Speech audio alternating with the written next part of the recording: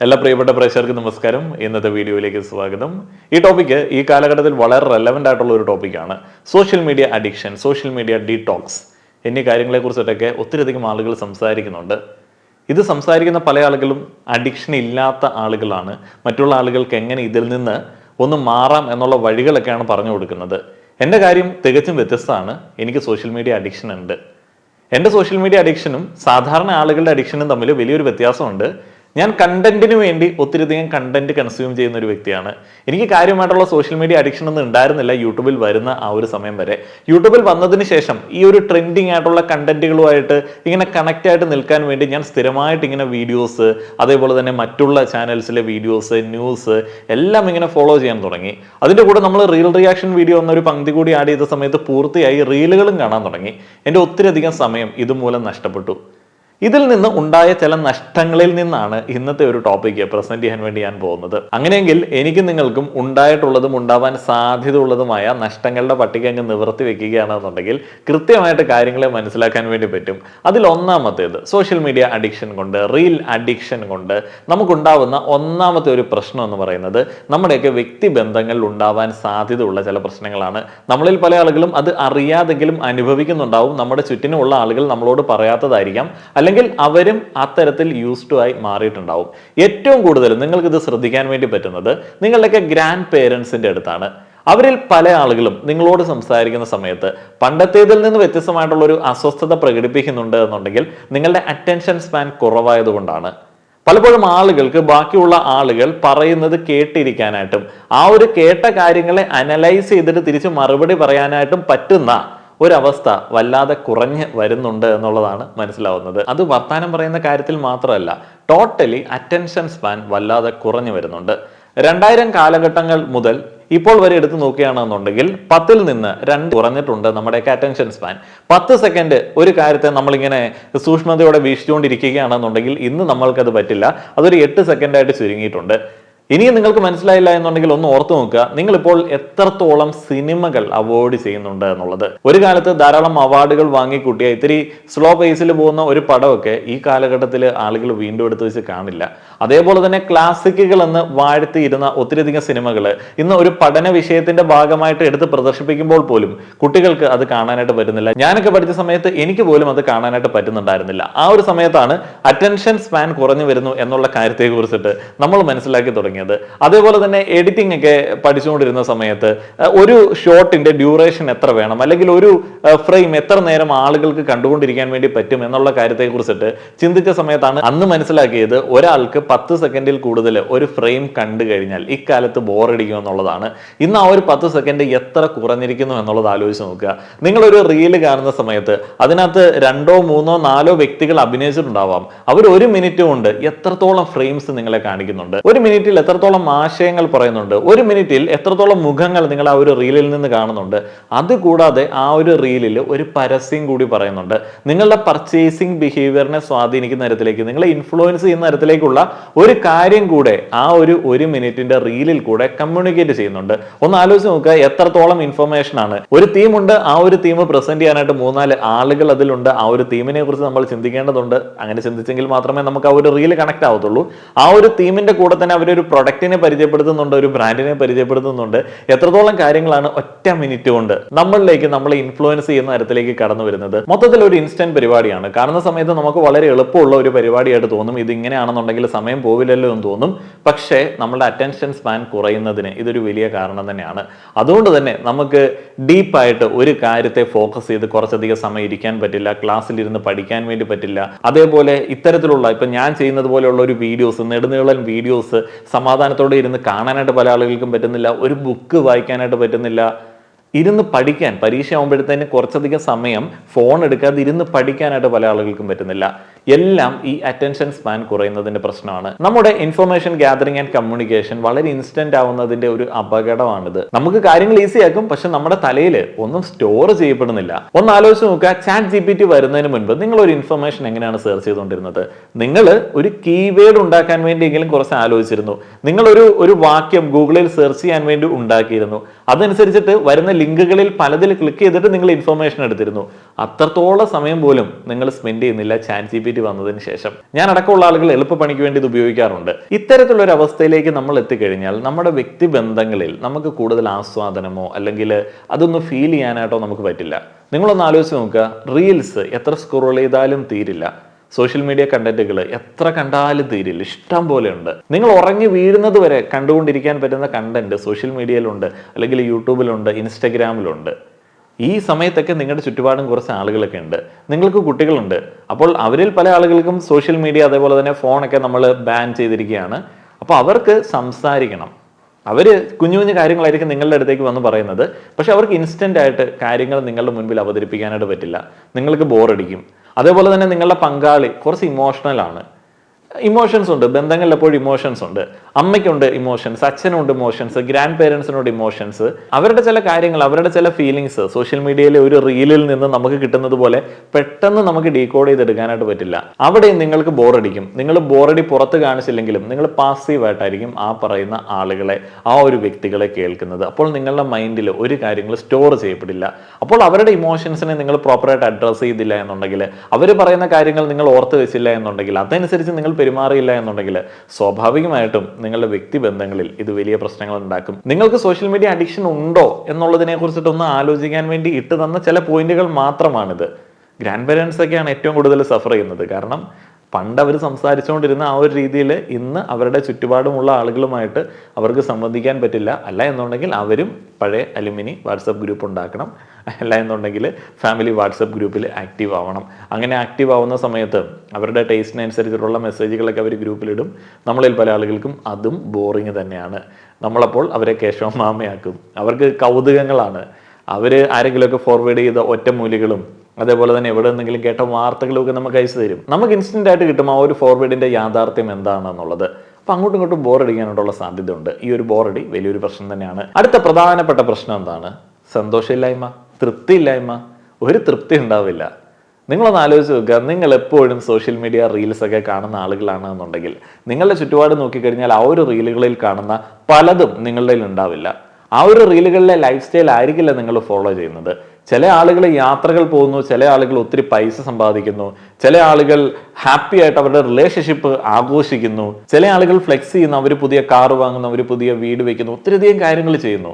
അപ്പോൾ ആ ഒരു കാര്യങ്ങൾ നോക്കിയിട്ട് നമ്മളുടെ നിലവിലത്തെ അവസ്ഥയിലേക്ക് നോക്കിക്കഴിഞ്ഞാൽ നമ്മളിൽ പല ആളുകൾക്കും അത്ര വലിയ സന്തോഷമൊന്നും കിട്ടില്ല. നമ്മൾ കൂടുതൽ പ്രയോറിറ്റി അതിന് കൊടുക്കുകയാണെന്നുണ്ടെങ്കിൽ, നമ്മൾ കൂടുതലായിട്ട് റീൽസ് കൺസ്യൂം ചെയ്യുന്ന ആളുകളാണെന്നുണ്ടെങ്കിൽ ആരും ഇതിൽ നിന്ന് മുക്തരൊന്നുമല്ല. ഇപ്പോൾ നിങ്ങളെ സംബന്ധിച്ച് നിങ്ങൾക്ക് സഞ്ചരിക്കാനായിട്ട് ഒരു ചെറിയ കാറായിരിക്കും ആഗ്രഹം. എന്നാൽ ചെറിയ കാറുള്ളവന് വലിയ കാറായിരിക്കും ആഗ്രഹം. വലിയ കാറുള്ളവന് പ്രീമിയം ലക്ഷറി കാറായിരിക്കും ആഗ്രഹം. ഇനിയിപ്പോൾ നമ്മൾ സിനിമാ നടന്മാരുടെ കാര്യമൊക്കെ നോക്കുകയാണെന്നുണ്ടെങ്കിൽ അവരുടെ കഷ്ടപ്പാടൊന്ന് ആലോചിച്ച് നോക്കി. നമ്മൾ നാട്ടിൻപുറത്തെ ഒരു സാധാരണക്കാരൻ നമ്മളുടെ കൂട്ടുകാരൻ ഒരു കാർ എടുക്കുന്ന സമയത്ത് നമ്മൾ അപ്ഗ്രേഡ് ചെയ്യാൻ ആഗ്രഹിക്കുന്നുണ്ട് എന്നുണ്ടെങ്കിൽ അവർ തമിഴ്, തെലുങ്ക് സിനിമാ താരങ്ങളുടെ ആ ഒരു നിലയിലേക്ക് എത്താൻ വേണ്ടി ആഗ്രഹിക്കുന്നുണ്ടാവും. അതേപോലെ തന്നെ ബോളിവുഡ് ലെവലിലേക്ക് എത്താൻ വേണ്ടി ആഗ്രഹിക്കുന്നുണ്ടാവും, ഹോളിവുഡ് ലെവലിലേക്ക് എത്താൻ വേണ്ടി ആഗ്രഹിക്കുന്നുണ്ടാവും. ഇങ്ങനെയുള്ള ചിന്തകളും ഓവർ തിങ്കിങ്ങും ഒക്കെ പല മനുഷ്യന്മാർക്കുണ്ട്. അപ്പോൾ ആർക്കും തൃപ്തിയില്ലാത്ത ഒരു സാഹചര്യമൊക്കെ ഉണ്ട്. ഒന്ന് ആലോചിച്ച് നോക്കി, മലയാളത്തിലെ ഒരു പ്രമുഖ നടൻ, ഇവിടുത്തെ ഒരു സൂപ്പർ സ്റ്റാർ ആണ്. അയാൾ വിചാരിക്കുകയാണ്, അയ്യോ ഞാൻ മലയാളത്തിലെ മാത്രം ഒരു നടനാണല്ലോ, കേരളം ഒരു ചെറിയ സംസ്ഥാനമല്ലേ, മലയാളം കുറച്ച് ആളുകൾക്ക് മാത്രമേ അറിയത്തുള്ളൂ, ഹിന്ദി ആണെന്നുണ്ടെങ്കിൽ ഏതൊക്കെ രാജ്യത്തെ ആളുകൾ കാണുന്നുണ്ട്, ഷാരൂഖ് ഖാനൊക്കെ ആണെങ്കിൽ അറബ് നേഷൻസിൽ മുഴുവൻ ഫേമസ് ആണ്, എനിക്ക് മലയാളത്തിൽ മാത്രമേ നിൽക്കാനായിട്ട് പറ്റുന്നുള്ളൂ. അങ്ങനെ വിചാരിച്ചു കഴിഞ്ഞാൽ അയാൾക്ക് തൃപ്തി ഉണ്ടാവുമോ? ഇല്ല, അയാൾക്ക് സാറ്റിസ്ഫാക്ഷൻ ഉണ്ടാവില്ല. ഞാൻ ഒരു ടോപ്പ് ലെവൽ എക്സാമ്പിൾ പറഞ്ഞ എന്താണെന്ന് വെച്ച് കഴിഞ്ഞാൽ ആ ഒരു ലെവലിൽ വരെ സാറ്റിസ്ഫാക്ഷൻ ഇല്ലാതെ ജീവിക്കാനായിട്ടുള്ള സാഹചര്യങ്ങളുണ്ട്. അപ്പോൾ നമുക്ക് സാറ്റിസ്ഫാക്ഷൻ കിട്ടാതിരിക്കാൻ എന്തോരം കാര്യങ്ങൾ ചുറ്റിനുണ്ടാവും. അപ്പോൾ നമ്മളത് നോക്കിയിരുന്നിട്ട് കാര്യമില്ല. ഉള്ളതിൽ ഹാപ്പി ആയിട്ട് പോകാൻ വേണ്ടി എന്ത് ചെയ്യാൻ പറ്റും? നമ്മൾ കൺസ്യൂം ചെയ്യുന്ന കാര്യങ്ങളിൽ ഒരു ഫിൽട്ടറിങ് കൊണ്ടുവരിക എന്നുള്ളതാണ്. ഈ ലൈഫ് സ്റ്റൈൽ ഇൻഫ്ലുവൻസേഴ്സ് അല്ലെങ്കിൽ ലൈഫ് സ്റ്റൈൽ റിലേറ്റഡ് ആയിട്ടുള്ള റീലുകൾ, കാര്യങ്ങൾ, ഇതൊക്കെ നമുക്ക് അവോയ്ഡ് ചെയ്യാനായിട്ട് പറ്റുന്നതാണ്. നമുക്കറിയാം നമുക്ക് എന്താണ് വേണ്ടത്, നമ്മൾ ആരാണ്, നമ്മൾ എന്തൊക്കെ കിട്ടിക്കഴിഞ്ഞാൽ തൃപ്തരാണ് എന്നുള്ളത്. പക്ഷേ നമ്മൾ സ്ഥിരമായിട്ട് ഈ റീലുകളും ബാക്കിയുള്ള കാര്യങ്ങളൊക്കെ കൺസ്യൂം ചെയ്യുമ്പോഴത്തേന് എല്ലാ ആളുകൾക്കും, ഇപ്പോൾ എനിക്കൊക്കെ ആണെങ്കിലും തോന്നാറുണ്ട്, ഇതൊന്നും അല്ല ജീവിതം, ഇതൊന്നും പോരാ, ഇങ്ങനെയൊക്കെ ജീവിച്ചിട്ട് എന്ത് കിട്ടാനാണ്? നമ്മൾ പണിയെടുക്കുന്നു, കുറച്ച് പൈസ ബാക്കി വയ്ക്കുന്നു, അതേപോലെ തന്നെ പഠിക്കാൻ പോകുന്നു, ചില ആളുകൾ വളരെ ഈസി ആയിട്ട് പല മാർഗങ്ങളിൽ കൂടെ പണം ഉണ്ടാക്കുന്നു. നമ്മളിങ്ങനെ വർക്ക് ചെയ്യാനായിട്ടും പഠിക്കാൻ വേണ്ടി ഒരു കൂട്ടം ആളുകൾ എന്തിനാണ് ഇങ്ങനെ ജീവിക്കുന്നതെന്നൊക്കെ ആലോചിക്കാറുണ്ട്. പക്ഷെ അങ്ങനെയാണോ? അല്ല, വൈവിധ്യങ്ങളാണ്. ഓരോ മനുഷ്യന്മാർക്കും ഓരോ രീതിയിലാണ് സന്തോഷം. നമ്മൾ നമ്മുടെ സന്തോഷം കണ്ടെത്തി അതിലങ്ങ് ഹാപ്പി ആയിട്ട് പോയി കഴിഞ്ഞാൽ കുഴപ്പമില്ല എന്നുള്ളതാണ്. ഇതൊക്കെ പറയാൻ വളരെ എളുപ്പമാണ്. പക്ഷേ ഒരു 10 റീൽ എടുത്ത് കണ്ടു കഴിഞ്ഞാൽ നമ്മൾ ഡൗൺ ആയി പോകും. ഇതിൻ്റെ കൂടെ തന്നെ ഇൻസ്റ്റൻറ്റ് ഗ്രാറ്റിഫിക്കേഷനെ കുറിച്ചിട്ട് ഒന്നുകൂടെ പറയേണ്ടതുണ്ട്. നമുക്ക് പെട്ടെന്ന് സന്തോഷം കിട്ടുന്നു. നിങ്ങളൊന്ന് ആലോചിച്ച് നോക്കുക, ഒരു മലയുടെ മുകളിൽ കയറി നല്ലൊരു വ്യൂ കാണാൻ വേണ്ടി നിങ്ങൾ പോവുകയാണെന്നുണ്ടെങ്കിൽ താഴെ നിന്ന് മുകളിൽ വരെ ചവിട്ടണം, മല ചവിട്ടണം. ചവിട്ടി കഷ്ടപ്പെട്ട് മുകളിൽ ചെന്നാലേ ആ ഒരു വ്യൂ കിട്ടത്തുള്ളൂ. അതുകൊണ്ട് തന്നെ ക്ഷമയോടെ കാത്തിരുന്ന് ഫോക്കസ് ചെയ്ത് സമയമെടുത്ത് ഒരു സ്ഥായി ആയിട്ടുള്ള സന്തോഷാവസ്ഥ പല ആളുകളും ഇപ്പോൾ ആഗ്രഹിക്കുന്നില്ല. അതുകൊണ്ട് തന്നെയാണ് നമ്മുടെ നാട്ടിലെ സ്റ്റുഡൻറ് വിസയുടെ ഒക്കെ എണ്ണം കൂടുന്നത്. +2 കഴിയുമ്പോൾ തന്നെ വിദേശത്തേക്ക് പല പിള്ളേരും പോയി കഷ്ടപ്പെടുന്നതിന്റെ ഒരു മെയിൻ റീസൺ ആയിട്ട് നമുക്ക് പറയാൻ വേണ്ടി പറ്റുന്നത് പെട്ടെന്ന് സെറ്റിൽ ആവുക എന്നുള്ളൊരു ആഗ്രഹം കൂടി കണക്കിലെടുത്തിട്ടാണ്. പക്ഷെ പെട്ടെന്ന് സെറ്റ് ആവാനായിട്ട് പല ആളുകൾക്കും പറ്റാറില്ല. പക്ഷെ നാട്ടിലെ ദീർഘകാലമുള്ള ആ ഒരു പഠനം, അതിനുവേണ്ടിയുള്ള ക്ഷമയോടെയുള്ള കാത്തിരിപ്പ്, ആ ഒരു പ്രോസസ്സ് ഒഴിവാക്കാനായിട്ട് പറ്റും. പക്ഷേ അവരിൽ പല ആളുകളും നഷ്ടപ്പെടുത്തുന്ന ചില കാര്യങ്ങളുണ്ട്. എന്താണെന്ന് വെച്ച് കഴിഞ്ഞാൽ, പല ആളുകളുടെ വീട്ടിൽ ഒരു സാഹചര്യമൊക്കെ ഉണ്ട്. എന്ന് വെച്ച് കഴിഞ്ഞാൽ നമ്മുടെ നാടിൻ്റെ ഒരു അവസ്ഥയൊക്കെ വെച്ചിട്ട് കുറേ കാലം കൂടെ പണിയൊന്നും എടുക്കാതെ ജീവിക്കാനായിട്ട് പറ്റും. കോളേജിൽ പോവുക, തിരിച്ചു വരിക, വലിയ ചിലവൊന്നുമില്ല, ഫ്രീ എഡ്യൂക്കേഷനാണ്, ബസ്സിൽ സ്റ്റേയൊക്കെ കിട്ടും, വീട്ടിൽ നിന്ന് ഇടയ്ക്ക് പോക്കറ്റ് മണിയൊക്കെ കിട്ടുമ്പോൾ ഫ്രണ്ട്സിൻ്റെ കൂടെയൊക്കെ ഒന്ന് ചില്ല് ചെയ്യാം, വളരെ സമാധാനമായിട്ട് പോകാൻ പറ്റുന്ന സാഹചര്യമാണ്. എന്നാൽ 18-19 വയസ്സൊക്കെ ആകുമ്പോൾ തന്നെ, 20 വയസ്സാകുമ്പോൾ തന്നെ വിദേശത്തേക്ക് പോയി വലിയൊരു ലോണൊക്കെ എടുത്തിട്ട് അവർ കഷ്ടപ്പെട്ട് പണിയെടുത്തിട്ട് ആ ഒരു ലോൺ അടയ്ക്കുകയാണ്. അവർ നേരത്തെ തന്നെ പണി സ്റ്റാർട്ട് ചെയ്തു. ഈ പണി സ്റ്റാർട്ട് ചെയ്ത കുട്ടികൾ ഒരു 25 വയസ്സാകുമ്പോഴത്തേനും അന്നെങ്കിൽ റിട്ടയർ ചെയ്തേക്കാമെന്ന് വിചാരിക്കുമോ? റെസ്റ്റ് എടുത്തേക്കാമെന്ന് വിചാരിക്കുമോ? ഇല്ല. ഒരു വീട് വാങ്ങിച്ചേക്കാമെന്ന് വിചാരിക്കും, അത് അവിടെ. ഒരു കാർ വാങ്ങിച്ചേക്കാമെന്ന് വിചാരിക്കും, അവിടെ. വിവാഹം കഴിച്ചേക്കാമെന്ന് വിചാരിക്കും, അവിടെ. പിന്നെ കുടുംബമായി, പിന്നെ കുട്ടികളായി. പല ആളുകൾക്ക് നാട്ടിൽ പാരമ്പര്യ സ്വത്തൊക്കെ ഉള്ളതുകൊണ്ട് കുറച്ചും കൂടെ ബേസ്മെന്റ് ഒക്കെ ആയിരിക്കും. എന്നാൽ അവിടെ പോയി ഒന്നേന്ന് തുടങ്ങേണ്ട ഒരു സാഹചര്യമൊക്കെ ഉണ്ട്. നല്ല രീതിയിൽ അവരും സ്ട്രഗിൾ ചെയ്യാറുണ്ട്. പല കുട്ടികളും ഡിഗ്രിക്കൊന്നും പോവാതെ അല്ലെങ്കിൽ ഡിഗ്രി ഡ്രോപ്പ് ചെയ്ത് പുറത്തേക്കൊക്കെ പോകുന്നതിൻ്റെ ഒരു മിക്കവാറും റീസൺ എന്ന് പറയുന്നത് പോയ ആളുകളുടെ ഫ്ലെക്സിങ്ങും അവരുടെ റീലുകളും അവരുടെ സന്തോഷമുള്ള ചില ഫേസുകളൊക്കെയാണ്. ബാക്കിയുള്ള കഷ്ടപ്പാടുകളെ കുറിച്ച് അവർ ചിന്തിക്കുന്നില്ല, റിയാലിറ്റിയെ കുറിച്ചിട്ട് അവർ ചിന്തിക്കുന്നില്ല. എനിക്കും നിങ്ങളിൽ ഒരു മജോറിറ്റി ആളുകൾക്കും കോമൺ ആയിട്ടുള്ള ഒരു കാര്യത്തെ കുറിച്ചിട്ട് പറയട്ടെ. ആങ്സൈറ്റി ഇപ്പോൾ നമ്മളിൽ പല ആളുകളുടെയും ഒരു കൂടപ്പുറപ്പാണ്. എന്തിനാണ് നമ്മളിങ്ങനെ ആങ്ഷ്യസ് ആവുന്നത് എന്നുള്ളതറിയില്ല. നമുക്ക് കാര്യമായിട്ടുള്ള ആങ്സൈറ്റി ഉണ്ട്. ഈ ഒരു ആങ്സൈറ്റിയുടെ മെയിൻ റീസൺ എന്ന് പറയുന്നത് നമ്മുടെ ഈ സോഷ്യൽ മീഡിയ കണ്ടന്റ് കൺസ്യൂമിങ് ഒക്കെയാണ്. നിങ്ങൾക്ക് ഓർമ്മയുണ്ടോ നിങ്ങൾ ഇന്ന് എത്ര റീല് കണ്ടിട്ടുണ്ടാവും എന്നുള്ളത്? നിങ്ങൾക്കിന്ന് സമയമില്ലാത്ത ദിനമാണെങ്കിൽ കൂടെ നിങ്ങളൊരു 50 റീലെങ്കിലും കണ്ടിട്ടുണ്ടാവും നിങ്ങളിൽ പല ആളുകളും. ചില ആളുകൾ 500-ന് മുകളിൽ കണ്ടിട്ടുണ്ടാവും. ഈ 500-ന് മുകളിലുള്ള റീലുകൾ നമ്മളുടെ ഉള്ളിലേക്ക് വരുന്ന സമയത്ത് വളരെ ഫാസ്റ്റ് ആയിട്ടുള്ള വിഷ്വൽസ്, അതിൻ്റെ ആ ഒരു ഓഡിയോ, സ്വാഭാവികമായിട്ടും അത് നമ്മളെ സമ്മർദ്ദത്തിലാക്കും. നമുക്ക് ഇന്ന് ചെയ്യാൻ കുറേയധികം കാര്യങ്ങളുണ്ട്, അതിനിടയിലാണ് നമ്മൾ റീലുകൾ കണ്ടത്. നാളെ ചെയ്യാൻ കുറേയധികം കാര്യങ്ങളുണ്ട്, അതിനിടയിലാണ് നമ്മൾ വീണ്ടും റീലുകൾ കാണുന്നത്. എക്സാം വരുന്നുണ്ട്, അതിനിടയിലായിരിക്കും നിങ്ങൾ വീണ്ടും റീലുകൾ കണ്ടത്. ഈ പറയുന്ന റീലുകൾക്കിടയിൽ നമ്മൾ ചെയ്യേണ്ടുന്ന കാര്യങ്ങളെ കുറിച്ചിട്ട് ആലോചിച്ച് അതിനെ പ്രോസസ്സ് ചെയ്യാനായിട്ടുള്ള സമയം നമുക്ക് തന്നെ കൊടുക്കുന്നില്ല. വീണ്ടും നമ്മൾ കൺസ്യൂം ചെയ്യുന്നുണ്ട്. ഈ കഴിഞ്ഞ ദിവസങ്ങളിൽ വീട്ടിൽ ഒരാൾ കൊണ്ടുപിടിച്ച് പഠിച്ചുകൊണ്ടിരിക്കുകയാണ്. അത്യാവശ്യം ആങ്സൈറ്റിയൊക്കെ ഉള്ള ഒരു വ്യക്തി തന്നെയാണ്. അപ്പോൾ ആളിങ്ങനെ പഠിച്ചുകൊണ്ടൊക്കെ ഇരിക്കുന്ന സമയത്ത് ഇടയ്ക്ക് റീലുകളുടെ സൗണ്ട് കിട്ടും. അപ്പം ഞാൻ ചോദിച്ചു, എന്തിനാണ് ഇങ്ങനെ റീലുകൾ കാണുന്നത്? പഠിക്കുകയല്ലേ? ഞാൻ വലിയ പഠിപ്പി ആയതുകൊണ്ടോ അല്ലെങ്കിൽ ഞാൻ റീലുകൾ കാണാത്ത വ്യക്തി ആയതുകൊണ്ടോ അല്ല, കൗതുകം കൊണ്ട് ചോദിച്ചതാണ്. ഈ പഠിക്കുന്നതിനിടയിൽ പഠിക്കുന്ന ആളുകളൊക്കെ റീല് കാണാറുണ്ടോ? അപ്പോൾ അദ്ദേഹം പറഞ്ഞത് എന്നാന്ന് വെച്ച് കഴിഞ്ഞാൽ റെസ്റ്റ് എടുക്കാൻ വേണ്ടിയാണ് റീല് കാണുന്നത്. തിരിച്ച് ഞാനൊന്നും പറഞ്ഞില്ല. ഈ ഒരു വീഡിയോയ്ക്ക് വേണ്ടി കാര്യങ്ങൾ പഠിച്ചുകൊണ്ടിരുന്ന സമയത്താണ് ഞാൻ ആ ഒരു വലിയ സത്യം മനസ്സിലാക്കിയത്.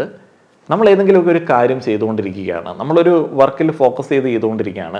ആ ഒരു സമയത്ത് നമ്മൾ റെസ്റ്റ് എടുക്കാൻ വേണ്ടി റീലുകൾ കാണുകയാണെന്നുണ്ടെങ്കിൽ, നിങ്ങളൊരു 10 മിനിറ്റ് റീല് കാണുകയാണെന്നുണ്ടെങ്കിൽ നിങ്ങളുടെ അരമണിക്കൂർ പ്രൊഡക്ടിവിറ്റി പോകുമെന്നുള്ളതാണ്. എന്ന് വെച്ച് കഴിഞ്ഞാൽ നിങ്ങളൊരു 10 മിനിറ്റ് റീല് കണ്ടു, അത് കഴിഞ്ഞിട്ട് നിങ്ങൾ വർക്ക് ചെയ്യാൻ വേണ്ടി ആരംഭിക്കുകയാണെന്നുണ്ടെങ്കിൽ അത് സെറ്റായി വരാനായിട്ട് ഒരു അരമണിക്കൂർ താമസം എടുക്കും. നിങ്ങളുടെ പ്രൊഡക്ടിവിറ്റി അത്രയും കുറയ്ക്കും. നമ്മൾ ഒരിക്കലും റെസ്റ്റ് എടുക്കുന്ന സമയത്ത് റെസ്റ്റ് എടുക്കാനായിട്ടാണ് ഇരിക്കുന്നത് എന്നുണ്ടെങ്കിൽ റീല് കാണരുത്. വീണ്ടും നമ്മൾ ആകെ മൊത്തത്തിൽ ക്ഷീണത്തിലായി പോകും. ഞാനൊക്കെ ചില ദിവസങ്ങളിൽ വൈകിട്ട് ഇവിടെ വന്നിട്ട് വീഡിയോ ചെയ്യുന്നതിന് തൊട്ട് മുൻപ് കണ്ടന്റ് ഒക്കെ കണ്ട് ഇങ്ങനെ അങ്ങ് സ്ക്രോൾ ചെയ്ത് പോകും. ഭയങ്കര ക്ഷീണമാണ്. പിന്നീട് നമുക്ക് ആകെ മൊത്തത്തിലൊരു ആങ്സൈറ്റിയും അതേപോലെ തന്നെ കൺഫ്യൂഷനുമാണ് എന്ത് ചെയ്യാം എന്നുള്ളത്. കാരണം ഒത്തിരിയധികം കണ്ടന്റുകൾ നമ്മുടെ ഉള്ളിലേക്ക് വരികയല്ലേ. ഇനി എല്ലാം കൂടെ കൺക്ലൂഡ് ചെയ്ത് പറയുകയാണെന്നുണ്ടെങ്കിൽ നിങ്ങൾക്ക് ഒരു ഏകദേശ ധാരണ ഇപ്പോൾ കിട്ടിയിട്ടുണ്ടാവും എന്തൊക്കെ തരത്തിലാണ് നമ്മളുടെ നിത്യജീവിതം, നമ്മുടെ ജീവിതം ഈ സോഷ്യൽ മീഡിയ അഡിക്ഷൻ കൊണ്ട് അഫക്റ്റഡ് ആവുന്നത്.